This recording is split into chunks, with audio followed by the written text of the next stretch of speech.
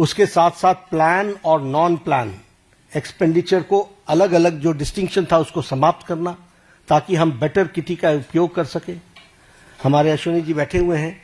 Rail budget को assimilate करना और भारत की आर्थिक जगत को एक साथ कैसे देश के लिए डेवलप किया जा सकता है उसको करना। आप भी जानते हैं, हम भी जानते हैं कि हमारी इकोनॉमी 10th से छलांग लगा करके 5th पर पहुंच गई, और अब जो इंटरनेशनल मॉनेटरी फंड का जो अब नया डेटा आ रहा है वो हमको 4थे स्थान पर ला रहा है, और हम 4थे स्थान की तरफ हम अग्रसर हुए हैं।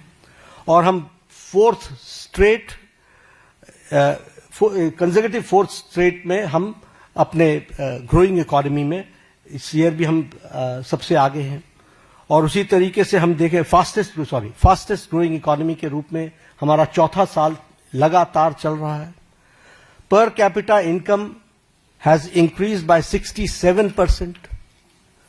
Foreign exchange reserves has increased by 135%. Exports at the record of to the US dollars is 825 billion. Gross FDI rise is 106%.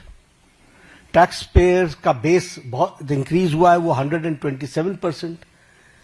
और उसी तरीके से ग्रॉस डायरेक्ट टैक्स कलेक्शन ये भी 238% का इंक्रीज हुआ है। अगर एजेंसीज की बात करें तो bright spot international monetary fund Bharat की इकोनॉमी को IMF बोलता है। वर्ल्ड बैंक हमारे को fastest growing economy, major economy in the world कहता है।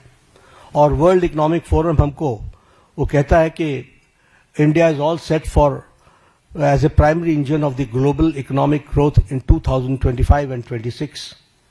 यानी सारी विपरीत परिस्थिति में भारत की इकोनॉमी सुदृढ़ और सक्षम तरीके से आगे बढ़ रही है, ये हमको ध्यान में रखना चाहिए।